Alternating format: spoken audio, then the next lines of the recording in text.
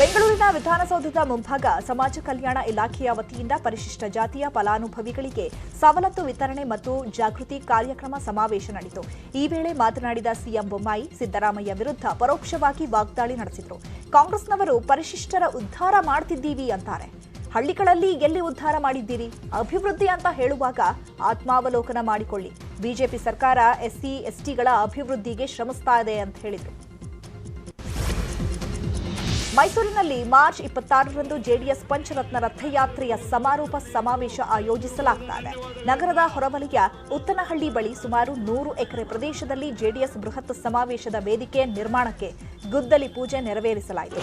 ಈ ವೇಳೆ ಮಾತನಾಡಿದ ಶಾಸಕ ಸಾರಾ ಮಹೇಶ್, ಮೈಸೂರಿನಲ್ಲಿ ಜೆಡಿಎಸ್ ಪ್ರಾಬಲ್ಯವಿದೆ. ಸುಮಾರು 10 ಲಕ್ಷ ಜನರನ್ನು ಸೇರಿಸಲು ನಿರ್ಧರಿಸಿದ್ದೇವೆ. ರಾಜ್ಯದೆಲ್ಲೆಡೆಯಿಂದ ಜೆಡಿಎಸ್ ಕಾರ್ಯಕರ್ತರು ಮೈಸೂರಿಗೆ ಬರ್ತಾರೆ ಅಂತ ಹೇಳಿದರು. ಧಾರವಾಡದಲ್ಲಿ ನಡೆದ ಕಾರ್ಯಕ್ರಮವೊಂದರಲ್ಲಿ ಯುವತಿ ಮೈ ಮೇಲೆ ಕಾಂಗ್ರೆಸ್ ಮುಖಂಡ ಹಾಗೂ ಮಾಜಿ ಸಚಿವ ವಿನಯ್ ಕುಲಕರ್ಣಿ ಆಪ್ತ ಶಿವಶಂಕರ್ ಹಂಪಣ್ಣನವರ್ ನೋಟಿನ ಸುರಿಮಳೆಗೈದಿದ್ದಾರೆ.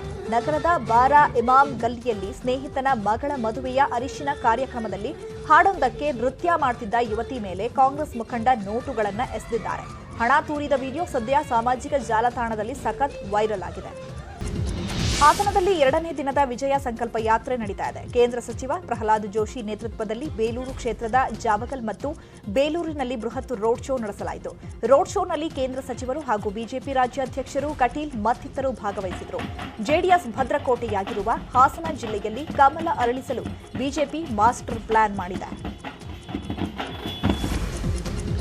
ಮಾಡಾಳ್ ವಿರೂಪಾಕ್ಷಪ್ಪ ಮನೆ ಮೇಲೆ ಲೋಕಾಯುಕ್ತ ದಾಳಿ ಪ್ರಕರಣಕ್ಕೆ ಸಂಬಂಧಪಟ್ಟ ಹಾಗೆ ಕೆಲ ಹೊತ್ತಲ್ಲೇ ವಿಚಾರಣೆಗೆ ಮಾಡಾಳ್ ಹಾಜರಾಗಲಿದ್ದಾರೆ. ಮನೆ ರೇಡ್ ವೇಳೆ ಸಿಕ್ಕ ಹಣದ ಬಗ್ಗೆ ಮಾಹಿತಿ ನೀಡೋ ಸಾಧ್ಯತೆ ಇದೆ. ಆದರೆ ಹಣದ ಬಗ್ಗೆ ದಾಖಲೆ ಕೊಡ್ತಾ ಇರೋ ಅಥವಾ ಇಲ್ವೋ ಅನ್ನೋದನ್ನ ಕಾದು ನೋಡಬೇಕಾಗಿದೆ. ಬೆಳಗ್ಗೆ ವಕೀಲರ ಕಚೇರಿಗೆ ತೆರಳಿ ಯಾವ ರೀತಿ ತನಿಖೆ ಎದುರಿಸಬೇಕು ಅನ್ನೋದರ ಬಗ್ಗೆ ವಕೀಲರ ಜೊತೆಗೆ ಚರ್ಚೆ ಮಾಡಿದ್ದಾರೆ. ಹುಬ್ಬಳ್ಳಿಯ ಈದ್ಗಾ ಮೈದಾನದಲ್ಲಿ ಕಾಮಣ್ಣ ಮೂರ್ತಿ ಪ್ರತಿಷ್ಠಾಪನೆಗೆ ಹಗ್ಗ ಜಗ್ಗಾಟ ಮುಂದುವರೆದಿದೆ. ಪಾಲಿಕೆ ಆಯುಕ್ತರಿಂದ ಇದುವರೆಗೂ ಅನುಮತಿ ಸಿಕ್ಕಿಲ್ಲ. ಹೀಗಾಗಿ ಹಿಂದೂಪರ ಸಂಘಟನೆಗಳು ಆಕ್ರೋಶ ವ್ಯಕ್ತಪಡಿಸಿವೆ.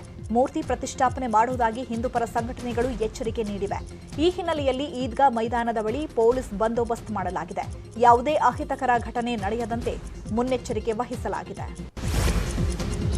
ಬೆಳಗಾವಿ ಜಿಲ್ಲೆಯಲ್ಲೊಂದು ವಿಚಿತ್ರ ಬಲೂನ್ ಪತ್ತೆಯಾಗಿದೆ. ಬೈಲಹೊಂಗಲದಲ್ಲಿ ತಾಲೂಕಿನ ಗದ್ದಿನ ಕರಿವಿನ ಕೊಪ್ಪ ಗ್ರಾಮದ ಹೊಲದಲ್ಲಿ ವಿಚಿತ್ರ ಬಲೂನ್ ಕಾಣಿಸಿಕೊಂಡಿದ್ದು ಸುತ್ತಮುತ್ತಲಿನ ಜನರಲ್ಲಿ ಆತಂಕ ಮೂಡಿಸಿತ್ತು. ಬಲೂನ್ ಎಲ್ಲಿಂದ ಬಂದಿದೆ, ಯಾವಾಗ ಹಾರಿ ಬಂದಿದೆ ಅಂತ ಇನ್ನೂ ಮಾಹಿತಿ ಸಿಕ್ಕಿಲ್ಲ. ಪತ್ತೆಯಾದ ಬಲೂನ್ನಲ್ಲಿ ಕೆಲವು ಎಲೆಕ್ಟ್ರಿಕಲ್ ಡಿವೈಸ್ ಪತ್ತೆಯಾಗಿದೆ. ಬಲೂನ್ ಅನ್ನು ವಶಕ್ಕೆ ಪಡೆದು ಪೊಲೀಸರು ಪರಿಶೀಲನೆ ಮಾಡುತ್ತಿದ್ದಾರೆ. ಕೆಲ ದಿನಗಳ ಹಿಂದೆ ಯುಎಸ್ಎನಲ್ಲಿ ಚೈನೀಸ್ ಸ್ಪೈ ಬಲೂನ್ ಭಾರೀ ಸದ್ದನ್ನ ಮಾಡಿತ್ತು. ಮಹಿಳಾ ದಿನಾಚರಣೆ ಕಾರ್ಯಕ್ರಮ ವೇದಿಕೆಯಲ್ಲಿ ಅಧಿಕಾರಿಗಳು ಭರ್ಜರಿ ಡಾನ್ಸ್ ಮಾಡಿರುವ ದೃಶ್ಯ ಸಾಮಾಜಿಕ ಜಾಲತಾಣದಲ್ಲಿ ವ್ಯಾಪಕ ವೈರಲ್ ಆಗಿದೆ. ಗದಗ ಅಂಬೇಡ್ಕರ್ ಭವನದಲ್ಲಿ ಆಯೋಜಿಸಿದ್ದ ಕಾರ್ಯಕ್ರಮದಲ್ಲಿ ಯಕ್ಕ ಹಾಡಿಗೆ ವೇದಿಕೆ ಮೇಲೆ ಗದಗ ಮಹಿಳಾ ಮತ್ತು ಮಕ್ಕಳ ಕಲ್ಯಾಣ ಇಲಾಖೆ ಡಿಡಿಪಿವೈ ಶೆಟ್ಟಪ್ಪನವರ್, ಗದಗ ಸಿಡಿಒ ಹಾಗೂ ಇತರೆ ಅಧಿಕಾರಿಗಳು ಭರ್ಜರಿ ಸ್ಟೆಪ್ ಹಾಕಿದ್ದಾರೆ. ಅಧಿಕಾರಿಗಳ ಈ ಹುಚ್ಚಾಟಕ್ಕೆ ಸಾರ್ವಜನಿಕರಿಂದ ತೀವ್ರ ಆಕ್ರೋಶ ವ್ಯಕ್ತವಾಗ್ತಾ ಇದೆ. ಧಾರವಾಡ ಜಿಲ್ಲೆ ಅಣ್ಣಿಗೇರಿ ಪಟ್ಟಣದಲ್ಲಿ ಹೋಳಿ ಹಬ್ಬದಲ್ಲಿ ಪಿಎಸ್ಐ ಉಮಾದೇವಿ ಹೆಜ್ಜೆ ಹಾಕಿದ್ದಾರೆ. ಹಲಗೆ ಸೌಂಡ್ಗೆ ಪಿಎಸ್ಐ ಸಖತ್ ಸ್ಟೆಪ್ಸ್ ಹಾಕಿದ್ದಾರೆ.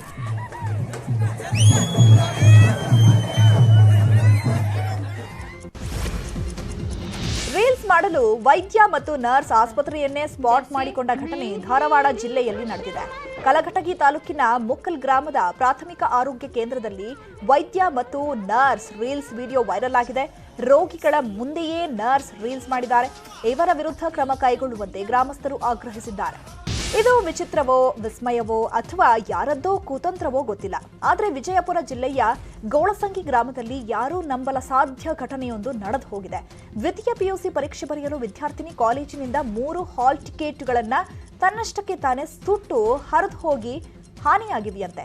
ಇದರಿಂದ ಗೋಳಸಂಗಿ ಗ್ರಾಮದಲ್ಲಿ ಒಂದೆಡೆ ಆತಂಕ, ಮತ್ತೊಂದೆಡೆ ಅಚ್ಚರಿ ಆವರಿಸಿದೆ. ಈ ಘಟನೆಯಿಂದ ಪಿಯು ವಿದ್ಯಾರ್ಥಿನಿ ಮುಂದಿನ ಭವಿಷ್ಯ ಹೇಗೆ ಅಂತ ನೆನೆದು ಕಣ್ಣೀರು ಹಾಕಿದ್ದಾರೆ.